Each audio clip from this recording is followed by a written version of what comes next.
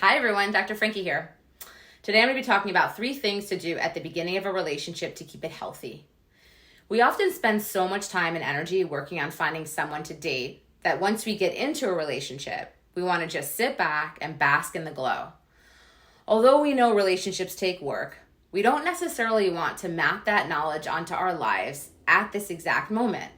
We want to continue enjoying the new relationship energy and the honeymoon period of the first few months. While this is a very reasonable human desire, the fact is that the first few months of a relationship are also key times to set precedents and expectations that will keep healthy and strong when the honeymoon period ends.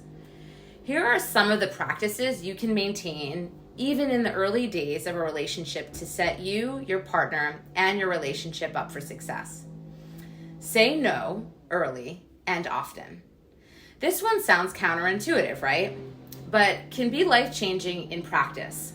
At the outset of relationships and when we're crazy about a new person, especially if we're worried we like them more than they like us, we want to say yes to everything.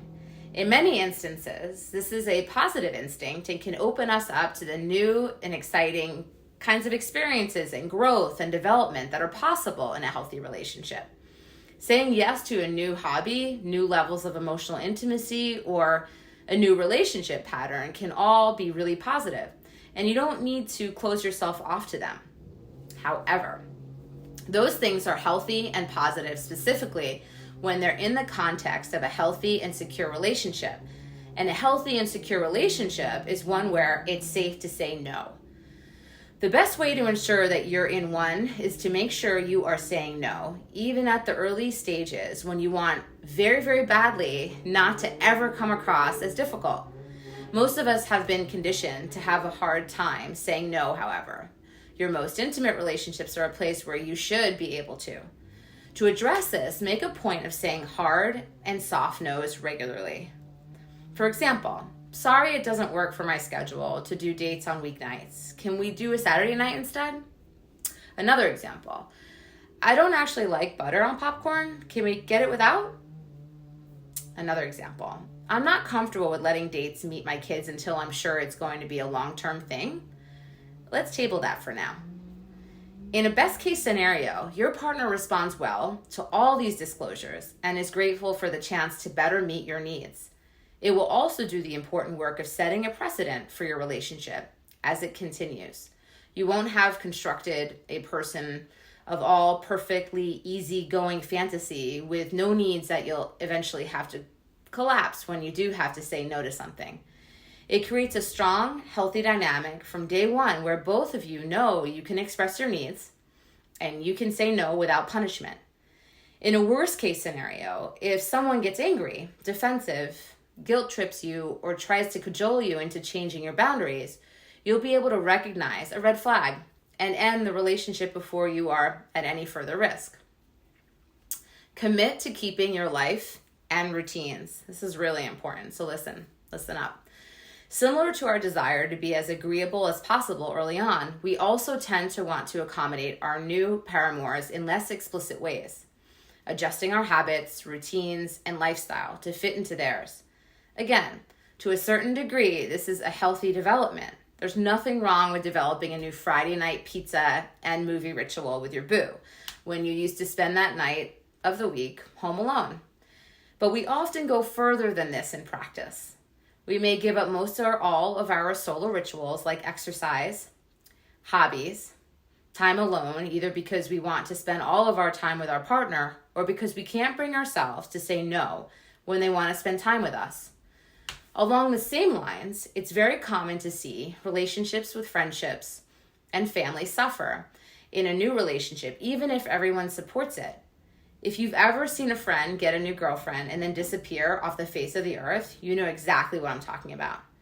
Again, to a certain degree, this is inevitable, but it's also dangerous. If a relationship turns out to be unhealthy, and being isolated from your friends and family is a huge risk factor. Giving up your entire solo life prior to your partner is dangerous in a different way. It can lead to resenting your partner months later when you miss those parts of your life and blame them for taking up all that space, or to conflict when you want to return to them later. The best way to prevent these outcomes and to create a healthy balance between your relationship and the rest of your life, where your partner doesn't have to be your everything, is to try to avoid this slippery slope happening at all. Create new routines and life events with your partner as much as you can. But think about what's important to you and how you can make sure it still has space in your life, whether that's your Sunday brunch with your best friends or your boxing class. Be clear with yourself and your partner about what you want. It's easy to tell new dates what we think we want to hear, but it's easy to tell ourselves what's convenient too. Your new sweetie is perfect in every way. Shiny hair, adorable laugh, loves dogs, makes a great breakfast, except they say they don't want anything serious or long-term. And since you want to keep seeing them, it's easier for now to tell yourself that you don't either. Even though you've started taking note of what kind of house they say they want to live in one day and are imagining names for your kids. Sometimes this habit comes with some internal rationalizing and storytelling.